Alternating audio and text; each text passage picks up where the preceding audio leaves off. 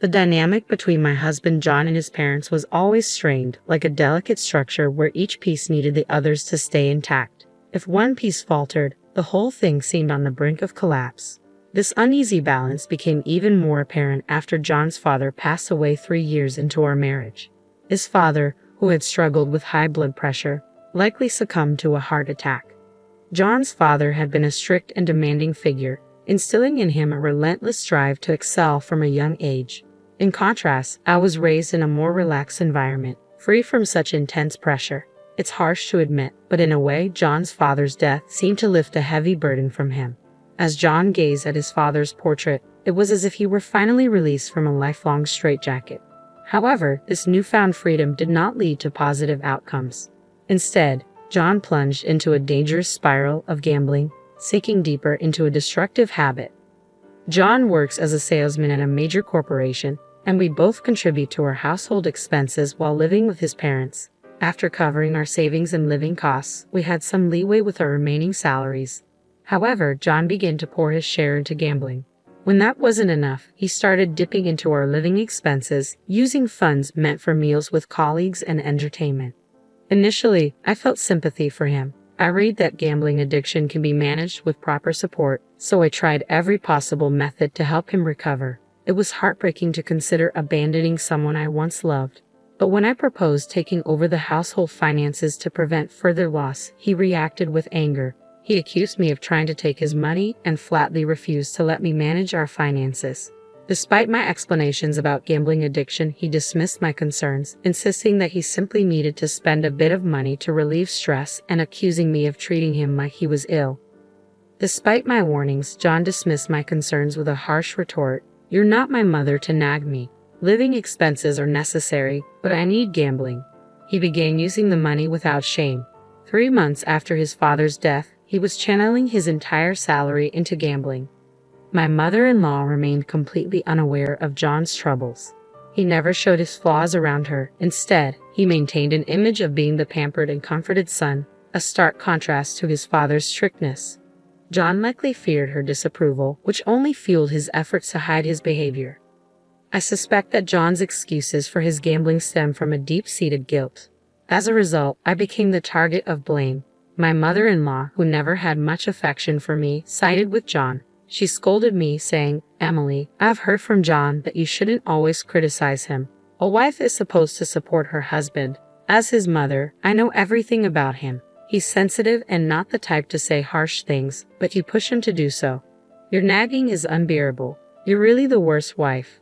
My mother-in-law's harsh remarks were relentless, even as I tried to address John's gambling problem. She dismissed my concerns, saying, "You're making a mountain out of a molehill.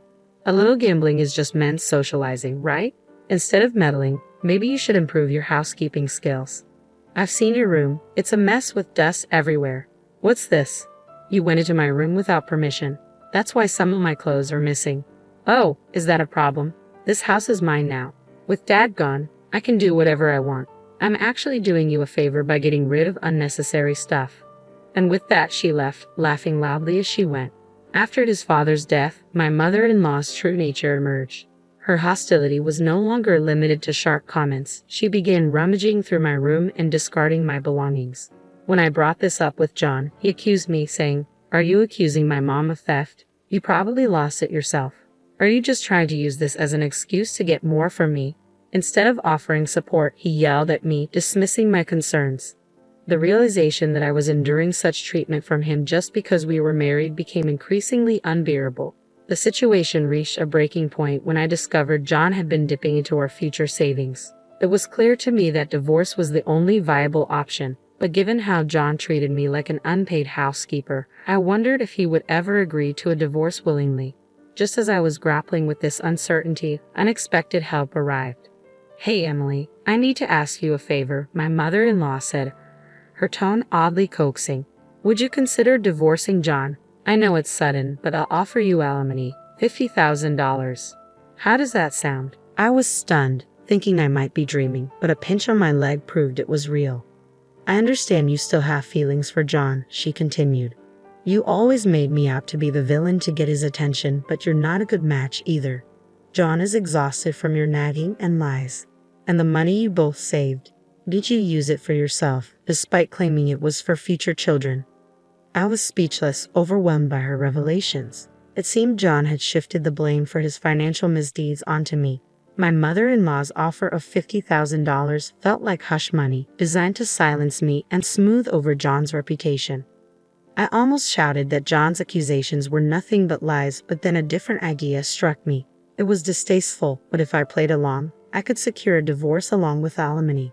Since it was my mother-in-law's proposal, John wouldn't likely refuse it.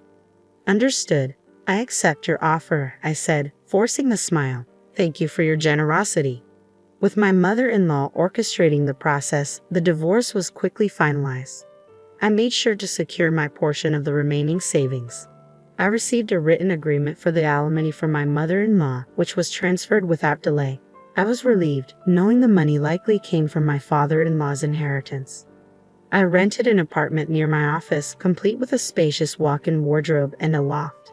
The impact of money was astounding. Living in such a desirable place quickly made me forget the mistreatment I had endured from John and his mother. 5 months after the divorce, my mother-in-law reached out to me. I hadn't changed my phone number, and as I glanced at my phone, her voice came through, pleading, "Emily, please help me." I was taken aback by her desperation as she continued, "I regret how things ended. Please, can you help me?" My mother-in-law began to explain her predicament. It became clear that her push for the divorce was influenced by John's statement, "I want to live just with you, Mom." John had likely painted a skewed picture of me, focusing on my supposed nagging while concealing his gambling addiction. My mother-in-law, thrilled by her son's desire for closer proximity, failed to see his ulterior motive. After I left, John convinced her to transfer the house into his name, assuring her, "You can trust me with the finances. It was going to be my inheritance anyway." She agreed without question, but this proved to be a grave mistake. Once the house was in his name, John immediately took out a mortgage on it. My mother-in-law only discovered the extent of the issue 2 days ago when she received a foreclosure notice. When she confronted John, she learned that he had repeatedly missed mortgage payments, and it had been over 3 months since the last one. All the money, his inheritance, the savings, and his salary, had been squandered on gambling. Her shock intensified when John coldly remarked, "Dad's inheritance should still have your share, right? That should buy us some time before the foreclosure." My mother-in-law responded that there was no money left. It had been spent on my alimony and luxury items. Furious, John yelled at her, "Why did you pay alimony behind my back? Get it back. $50,000. Are you out of your mind?" Eventually, my mother-in-law contacted me, demanding that I return the $50,000. I replied, "Even if you ask me now, I can't return it. I have a written agreement, and there's no obligation for me to give it back."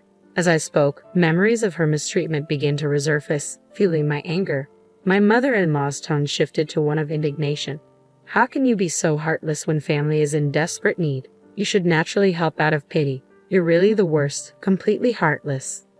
I repeatedly tried to address John's gambling problem, but you brushed it off and dismissed my concerns as overblown. Now you're the one talking about family. It's not like I was unaware of the situation. If you had been more forthright, I might have listened. This is your fault. You need to deal with it. Your selfish attitude. Clearly, like mother, like son, aren't you the one who prided yourself on knowing everything? I didn't touch the savings. It was all your son's deceit. You failed to see through him, and now you want me to fix things. I'm fed up. Thanks to you, we're strangers now. As I pressed further, my mother-in-law fell silent. "I'll claim that you stole the $50,000 and sue you," she threatened. I sighed at her short-sightedness. "Given what you've just said, it will be clear that it's a false claim. I recorded this call for evidence." "What did you say?" "It's a call from the mother-in-law who kicked me out." Why would anyone expect anything good?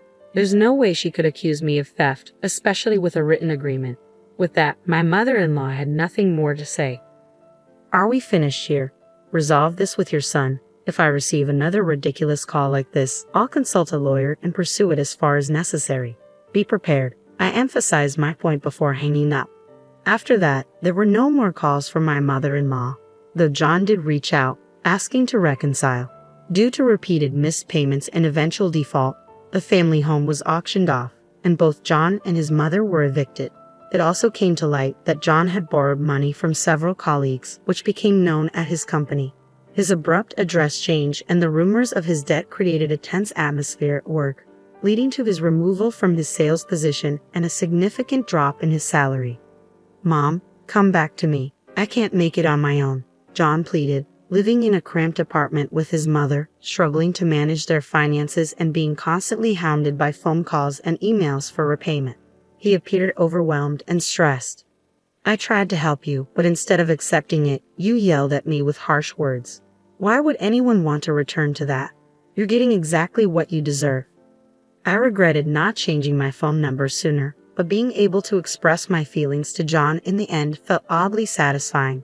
The family dynamic shifted dramatically after my father-in-law's passing. John's life, once controlled by his father, ended up being both freed and ruined by his own actions. Whether the shattered pieces of their lives will ever be repaired is no longer my concern.